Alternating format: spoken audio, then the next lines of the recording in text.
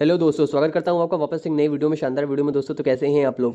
I hope आप लोग बहुत अच्छे होंगे। तो फाइनली एससीजीडी की वैकेंसी आ चुकी है। वैकेंसी कितनी है पूरा डिटेल में इस वीडियो में बताऊंगा आपको। जो इंपॉर्टेंट बातें हैं आपको ध्यान में रखना है, ठीक है ना। और कौन कौन सी बातें हैं वो मैं आपको इस वीडियो में बताने वाला हूँ। इस वीडियो कंप्लीट देखिए, ठीक है ना।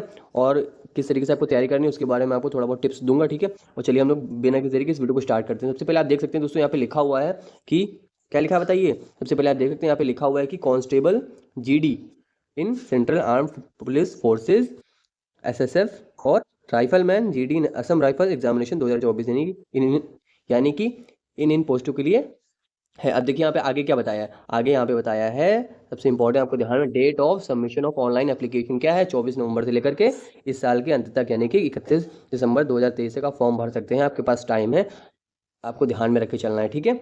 चलिए हम लोग बात करते हैं आगे की तरफ। आपका एग्जाम बताया गया, schedule of computer based exam जो होगा वो फरवरी मार्च 2024 में होगा, ठीक है।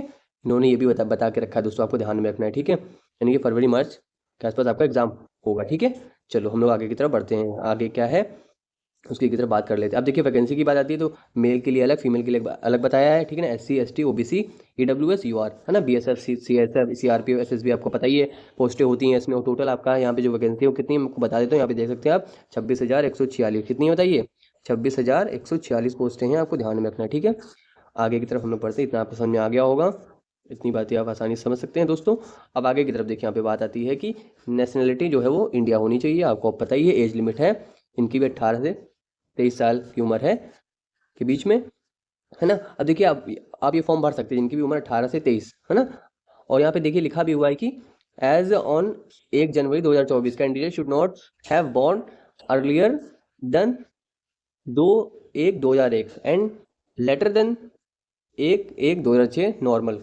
अब इसका मतलब क्या? इसका मतलब ये दोस्तों कि 1 जनवरी को आपकी उम्र जो है 18 साल हो जानी चाहिए, तभी आप इस फॉर्म को भर सकते हैं। यानी कि 18 आपकी हो जानी चाहिए, है ना।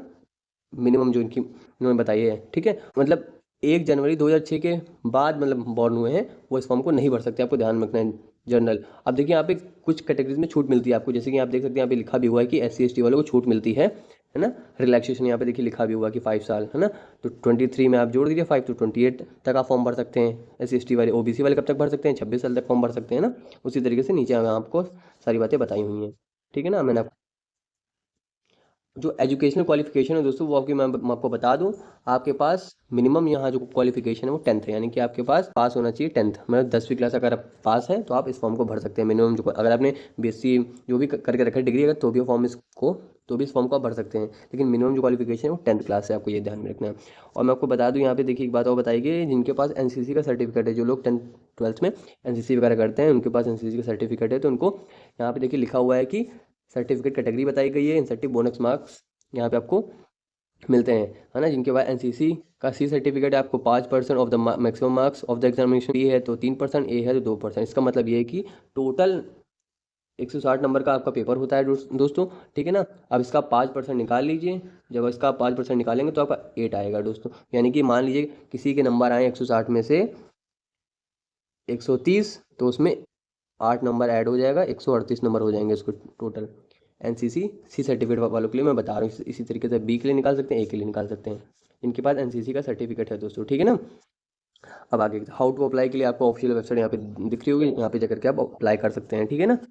आगे की तरफ चलिए हम लोग बात करते हैं। आगे की तरफ क्या बात है, एप्लीकेशन फ़ी आपको पता ही है। ओबीसी वालों के लिए 100 रुपये फीस है, SC ST and ex serviceman के लिए कोई फीस नहीं है, 0 रुपये फीस, आपको ध्यान में रखना है। और आगे की तरफ चलिए हम लोग देखते हैं क्या है।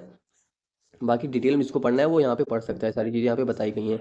ये यहाँ पे बताया गया है सेंटर्स ऑफ एग्जामिनेशन, यानी कि इसी सिटी में आपके एग्जाम जो सेंटर्स होंगे वो होंगे, ठीक है। स्कीम ऑफ एग्जामिनेशन यहाँ पे देखिए बताया गया है कि, है ना। टोटल मैंने आपको बता दिया 160 नंबर का पेपर होता है। अब यहाँ पे देखिए जो जो सब्जेक्ट हैं बेसिकली वो क्या है, जर्नल इंटेलिजेंस एंड रीजनिंग है। पार्ट बी में आपका general knowledge and general awareness आएगा। पार्ट सी में एलिमेंट्री मैथमेटिक्स रहेगी। पार्ट डी में इंग्लिश हिंदी में से आप किसी को चूज़ कर सकते हैं, या तो अगर आप हिंदी तो हिंदी, या तो इंग्लिश, या तो इंग्लिश, है ना।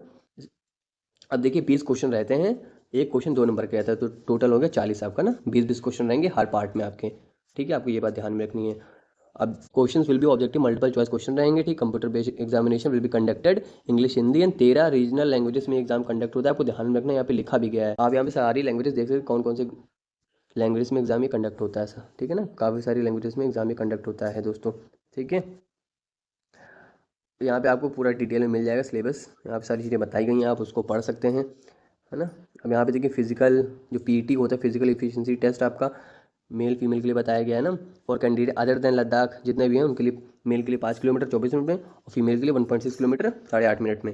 और जो लद्दाख के हैं उनके लिए 1.6 किलोमीटर है इन 7 मिनट्स, फीमेल के लिए 800 मीटर इन 5 मिनट है ना। जो अदर देन लद्दाख है उनके लिए है 5 किलोमीटर 24 मिनट्स और 1.6 किलोमीटर इन 8.5 मिनट, ठीक है ना, ये आपको पता ही होगा। और यहाँ पे आपका जो हाइट वगैरह है, जो रिलैक्सेशन मिलता है आपको, यहाँ पे आप देख भी सकते हैं, ऑल कैंडिडेट बिलोंग टू, जो भी एसटी के हैं मतलब ना, उनको यहाँ पे मिलता है, मेल फीमेल के लिए आप देख सकते हैं, यहाँ पे सारी चीज़ें बताई गई हैं, ठीक। अब चेस्ट में आप देख सकते हैं अन एक्सपेंडेड जो है 80 सेंटीमीटर, मिनिमम जो एक्सपेंशन है वो 5 सेंटीमीटर, ठीक है। इसमें भी रिलैक्सेशन बताया गया, आप देख सकते हैं एसटी में कि इसमें इतना है, इसमें इतना है ना। अनएक्सपेंडेड में 76 और मिनिमम एक्सपेंशन में 5 गई है, ठीक है। वेट जो रहेगा आपका हाइट के अकॉर्डिंग होना चाहिए, जैसे आपको पता है, ठीक है ना। मेडिकल एग्जामिनेशंस होंगे, मेडिकल आपका होगा ना, यानी आपको पता है आपको कंप्यूटर बेस्ड एग्जाम देना है, उसके बाद फिजिकल देना है, मेडिकल देना है ना। उसके बाद आपका अगर वो क्लियर होगा तो सीधा डॉक्यूमेंट वेरिफिकेशन से आपको सीधा नौकरी, ठीक है ना। तो ये कुछ इंपॉर्टेंट बातें थी जो कि मैंने आपको बता दी, ठीक है ना। और अगर अगर आपको कोई डाउट है तो आप नीचे कमेंट सेक्शन में पूछ सकते हैं, ठीक है।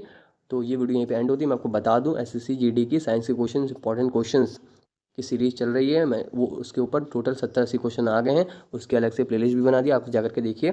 साइंस के क्वेश्चन पिछले साल जितने भी आए हैं पिछले कुछ सालों में, वो मैंने सारे मैक्सिमम करा के रखे हैं, और भी क्वेश्चंस आने वाले हैं सीजीडी के, तो फटाफट आप लोग चैनल से जुड़ जाइए।